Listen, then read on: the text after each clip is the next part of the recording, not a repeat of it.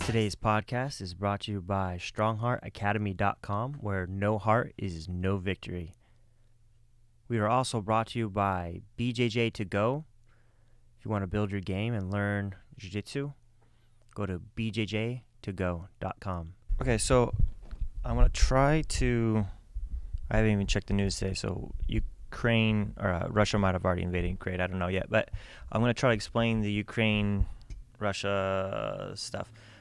Somebody asked me about it the other day, and I was talking about China, and they're like, wow, you know a lot about geopolitics, which you didn't say geopolitics. I didn't know what that meant, but I've been fascinated by that stuff since I was a kid. So I read about it, I read books about it, I watch videos, I watch historians about it all. And in Russia, I've been ever since I was a kid, been fascinated by Russia, and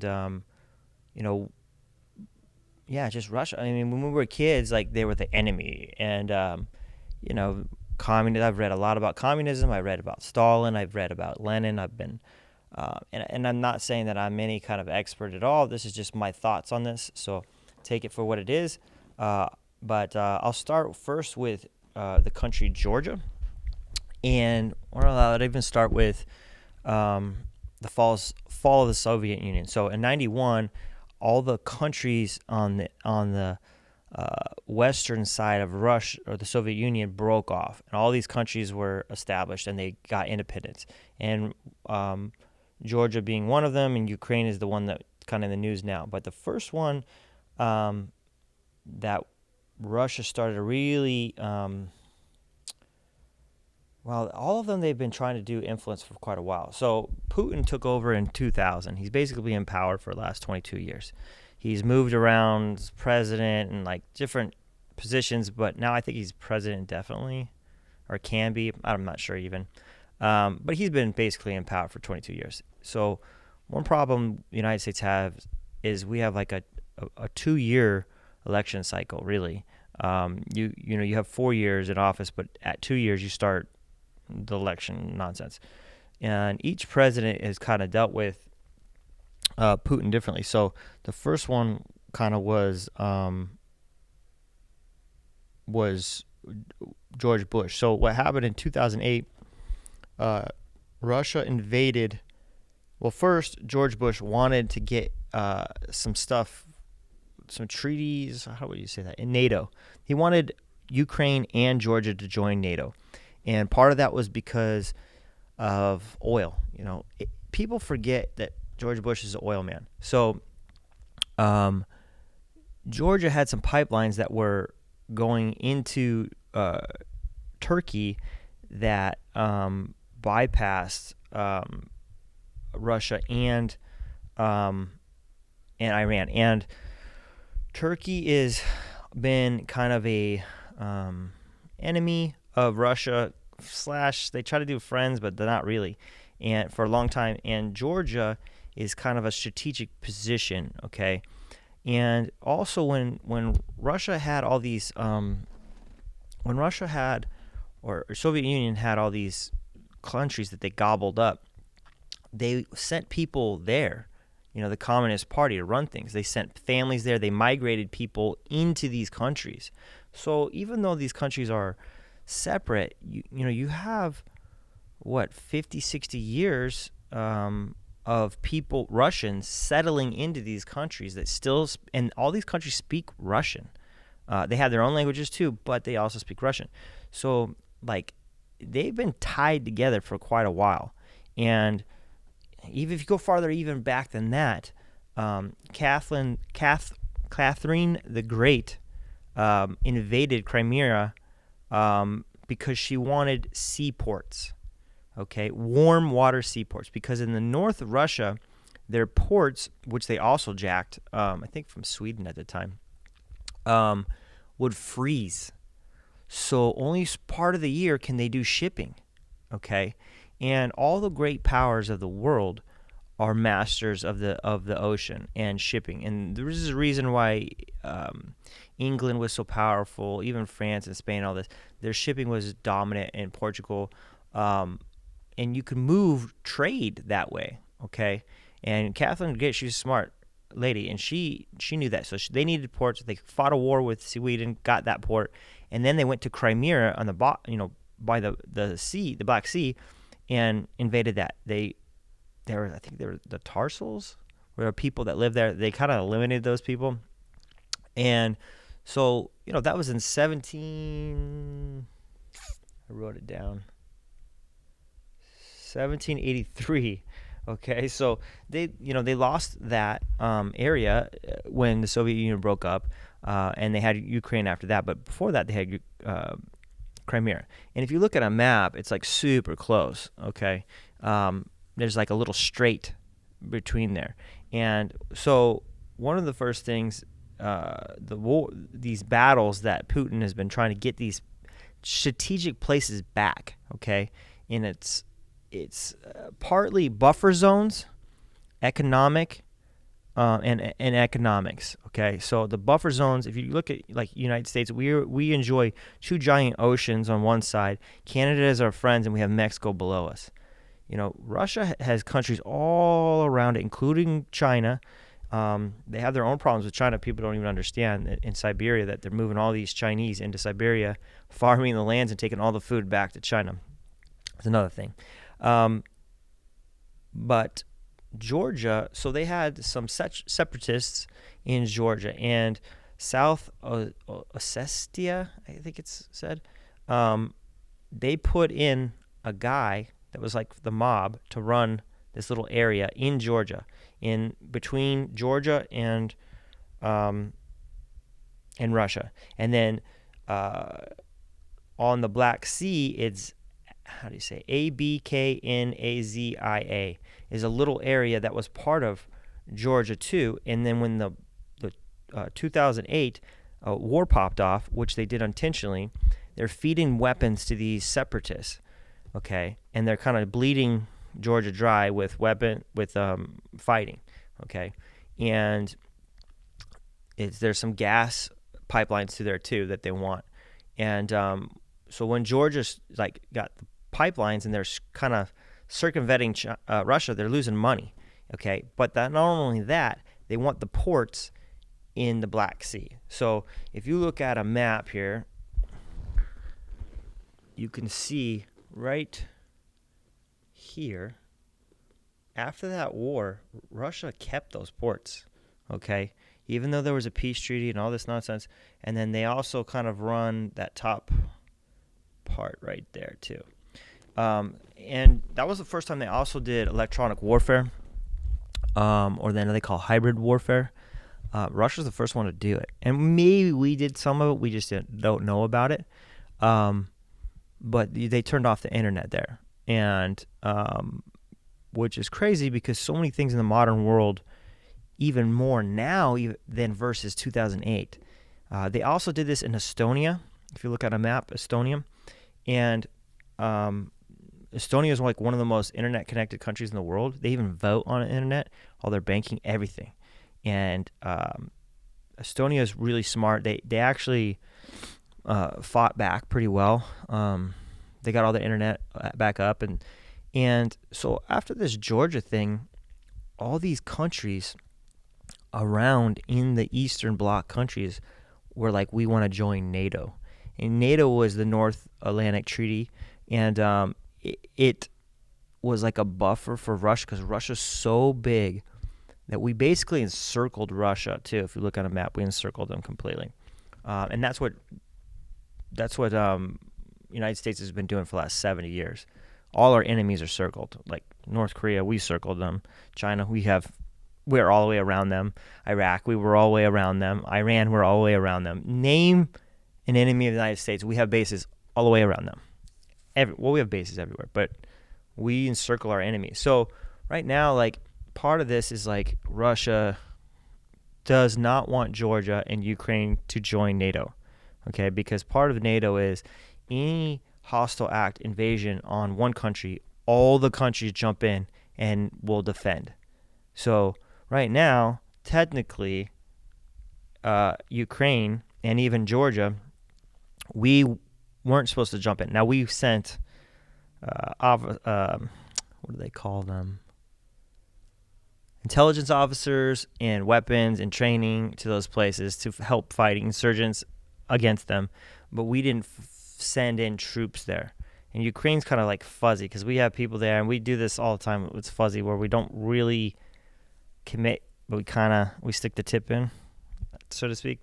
And so that's kind of what's going on right there. Is like Russia doesn't want this, but it's also the Black Sea and the pipelines that are being sent into Europe. So Russia provides 40 to 50%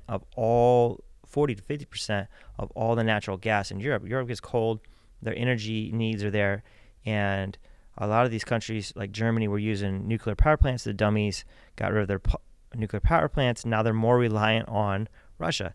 The Nord Stream pipeline that they're trying to finish goes under the Black Sea directly into Germany. And Germany's going to take like 70% of their gas is going to come from Russia. I mean, they totally screwed themselves. So it's a weird thing. I don't know how this is going to play out because they can't produce that much. Where are they going to get this? We can't produce that much to take the slack out. They're like, we'll send our natural gas because we produce a ton of natural gas too, but we got to go across the ocean to get there, and we can't up the production enough to fill that gap. It's not going to happen. So Russia has everyone by the balls. Well, I should say Putin has everyone by the balls. And this is, they've been planning this for a long time. I mean, he's had 20 years to figure this out. Again, every 4 years, a new president comes in, and they're like, "Oh, what are we gonna do?" And there's people in the CIA and the State Department that know this, but they're just whispering in the ears of presidents. Presidents have all these other things to worry about versus like Europe. We're worried about China now, and we're in the Middle East for the last 20 years. So even in Syria, if you look at Syria, why is Russia in Syria? Oh, because there's ports there. Because Russia is kind of a landlocked country. They need ports. So they have ports. Russia has ports in Syria. So if Syria went down, they would lose those ports for sure. And we're in there. So they're worried that like we're going to take their ports, which we probably would. So that's some of it. You can see, let's see here. Here is a map of from 1949 to 2009, the new countries, each new set of countries that joined NATO. So you can see it's an increase, a constant increase. And you can see that we're getting closer and closer and closer and closer to Russia. Now, you see at the bottom there, that purple, that is Turkey. And they are worried about Russia too because gas and that Black Sea. And Turkey owns basically passage into the ocean. So that's just the Black Sea. You got to get all your trade through there into the ocean to the rest of the world. And so Turkey kind of owns that. So Russia's also actively weakening Turkey. So here's another map of all NATO. And you can see, how much we have. And what's weird about looking about this map is that top part is also the Arctic, and then also Russia's on the other side. So we're on the other side of Russia too. Let's see what else have we got here. And here is 1990. It shows NATO countries in the Warsaw Pact countries, and then where we're at now. So look, Warsaw Pact, that's Russia, basically, Soviet Union. And you could see all these countries that are now NATO, they went to the West. So they lost territory, basically. I mean, they took a lot of that territory, but some of that has been going back and forth for hundreds of years. Poland is a plain that's flat, and Russia can literally just drive tanks right through it. And they used to just do cavalry right through it because there's no natural borders, which mean like mountains and rivers that would stop them. You could literally just march right in. Even the Mongols did that. They marched right all the way to Poland. So, you know, they have a serious security issue in Poland. So, you know, when they joined NATO, that was a problem in Estonia and Latvia and Lithuania and Romania and Bulgaria. Now, another problem they have is Romania, we have NATO, we have missiles in, let's see, the Balkan. We have missiles in Romania on the border of the Black Sea right there. So there's a port, and we have a NATO port right there in that Black Sea. Okay, so that's right below Ukraine. So like I said about surrounding them, okay, and Crimea is that bottom part, which they own now. But we have missile defense systems there, and ports. Okay. Let's see. Do I have one for?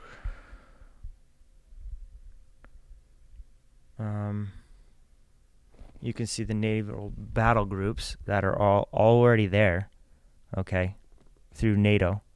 So we have troops there too. You know, we're like, Russia's building up 130,000 troops, which, yes, that means you're going to invade. You have to feed all those troops. That costs so much money, just people just sitting there. Russia's not, they're a wealthy nation, but they're not like United States wealthy. So this is costing them a fortune, just those guys sitting there. Now, they've pre-planned this, I'm sure. So those costs were already involved. Man, did I have a better map? I wanted a better map of the Black Sea. I guess I didn't do that.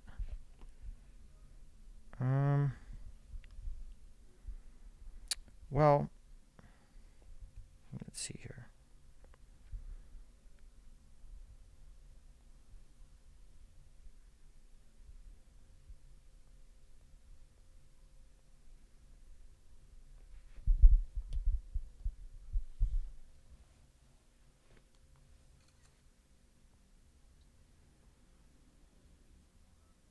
Okay, so here is Crimea, and you can see that little thing. They built a bridge right there. There's little dots between Russia and Kerch. Okay, they built a bridge, and that's a Sea of Avov. I'm terrible at spelling and reading, but that bridge is built low, so battleships can't go in there. So, like, they strategically build a bridge to cross that strait into Russia, into Crimea. Then they build a bunch of naval bases right there. Then they've all done this just since when would they annex Crimea? In 2014, yeah. So for the last, man, that's been a while actually. Man, that's like 8 years ago. Man, so they've done that for a while, and they built that up strategically so the U.S. and NATO forces can't go into the sea of and get closer to Russia, because then our missiles can get closer. We can shoot.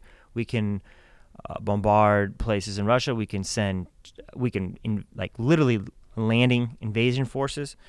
And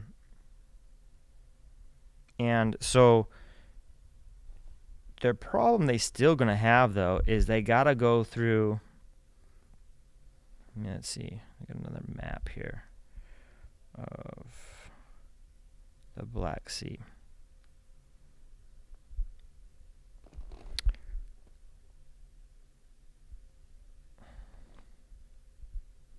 I'm trying to. I thought I had this down pretty good.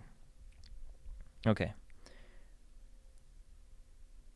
You can kind of see some bases here.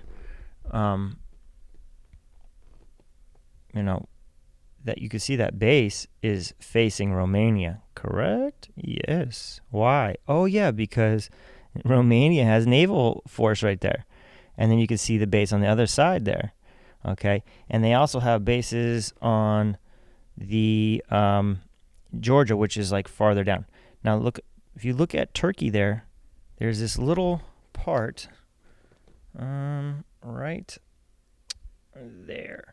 So trade has to go through that little thing right there. And that takes you to the ocean, Okay.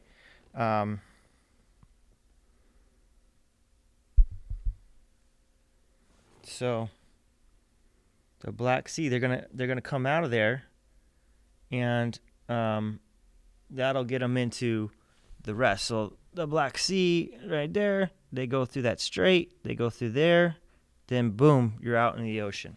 Okay. There's also um, there's also a bunch of pipelines that they've gone underneath the Black Sea to feed Europe all its energy needs. So, I mean, Putin is such a smart guy and so crafty, and this has been planned for a while, and they already had this. So the same thing they did in Georgia, they're doing it's a playbook. They did it in Georgia, help the separatists, electronic warfare, and then also they're doing political things. So like they tried to kill the president of Ukraine years ago. I don't remember what year that was. They poisoned him. His face got all messed up.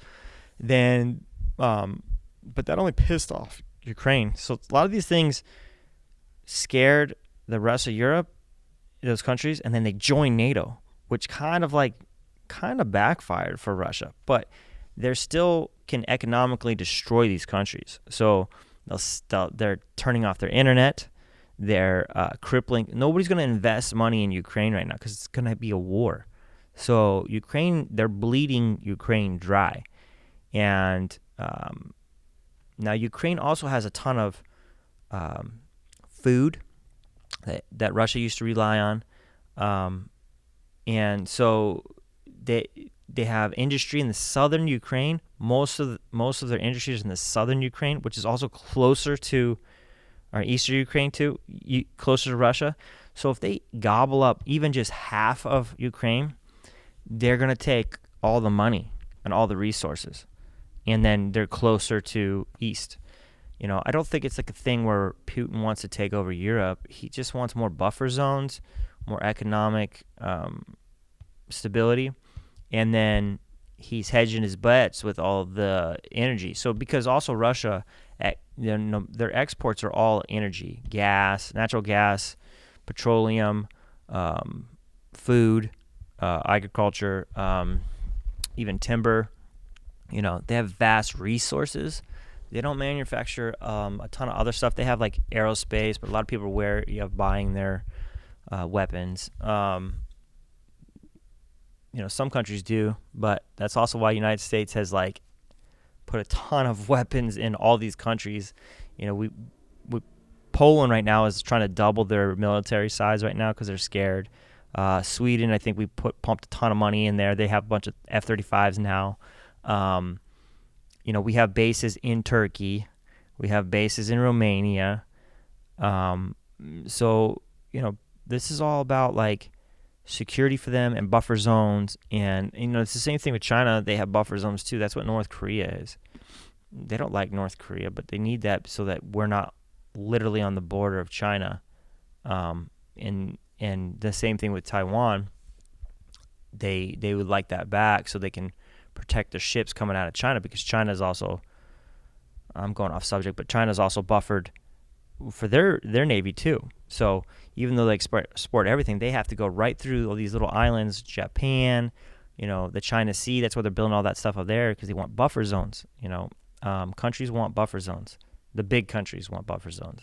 And they use these small countries as buffer zones that they don't have to own them, but they kind of control them. They're kind of their pawns. And so that's what this conflict's about. I think they're going to take a piece, and then I think they're going to invade, and then they'll probably cut back a little bit, and then they'll do negotiations for peace, but then they're going to take a piece, and then a couple years they're going to do it again. They're going to take more and more and more and more and more and more. It's going to be hard for them to take Poland because they join NATO. Because once you join NATO, man, then it's everyone can fight them, and they don't want that. But their energy, they basically made Europe reliant on Russia. So I don't know. I mean, unless they can start building a ton of nuclear reactors. But I think they use the gas also for heating. So, what are you going to do? Like, I don't know that for sure, but I'm guessing a lot of heating is done in coal, because it gets cold in Europe. So, unless they're using electric for that, I'm pretty sure it's a lot of gas furnaces and stuff. So you need gas. Even if you get nuclear energy, it's probably not going to be, they convert all these countries over. They don't have the money for that. So they're super reliant on Russia. And, they're going to say, oh, we're going to do all these restrictions on Russia, but I just don't know if that's going to do nothing, They've actually increased their GDP, not lessened, even though that we sanctioned them for taking Crimea, and I think we sanctioned it for Georgia too. And maybe even, did we do it in Syria too? Probably not. I don't know if we did for that. But anyway, my opinion is they're going to take it. They're going to take a piece, and and then they'll retreat a little bit and go, okay. And then same thing in Russia, they were shelling people.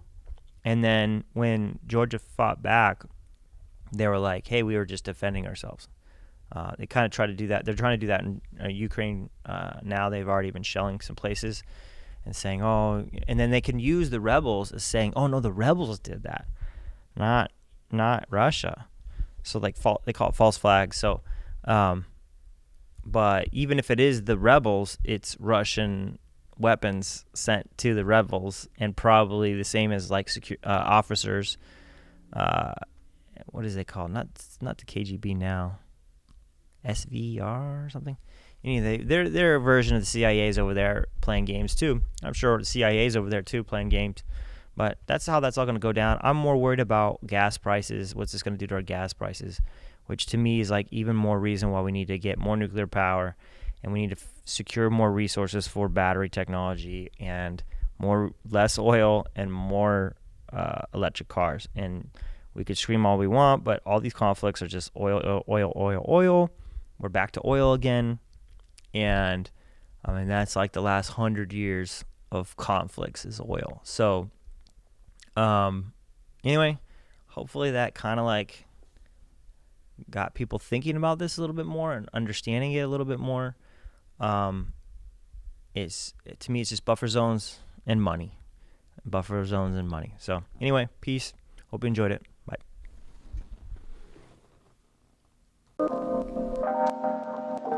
Let me talk for just a second, help me feel that sense of rhythm. Find the meanings in our bearings and discover this position as a stage along the way. Another rung to the ladder, either stalling or you're climbing, and I'd rather be the latter. Instead of getting fatter, let the footsteps resume naturally.